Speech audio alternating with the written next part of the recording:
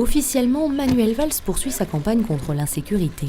Le ministre de l'Intérieur a présenté ce matin le bilan positif des forces de l'ordre avec une baisse de la délinquance sur les villes d'Hayange et de Florange. J'ai remarqué lors de 2013, ça va, on nous sommes bien protégés par la police. Il faut continuer. Pas de croisade anti-Front National, le mot FN n'aura pas franchi ses lèvres et pourtant Manuel Valls multiplie les offensives dans ces villes où le Front National est susceptible de l'emporter. Après Forbach, le voici à Hayange, ville où le parti de Marine Le Pen a recueilli 38% des voix lors des dernières élections législatives. C'est important d'être présent partout. Là, notamment, où les gens souffrent déjà de la crise économique. La ville d'Hayange a beaucoup souffert au cours de ces années, avec la fermeture des hauts fourneaux et avec le départ d'un certain nombre de services publics.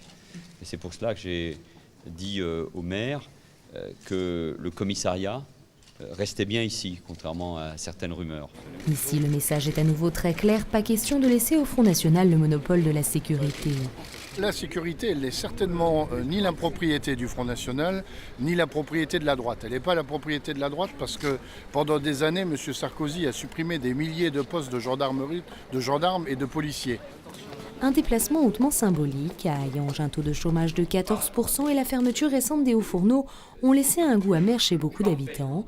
Alors ici, emploi et sécurité devraient être des enjeux essentiels de la campagne. Ça touche tellement la population. Il a trahi, il a promis, puis il a trahi sa promesse. Tout ce qui concerne la sécurité.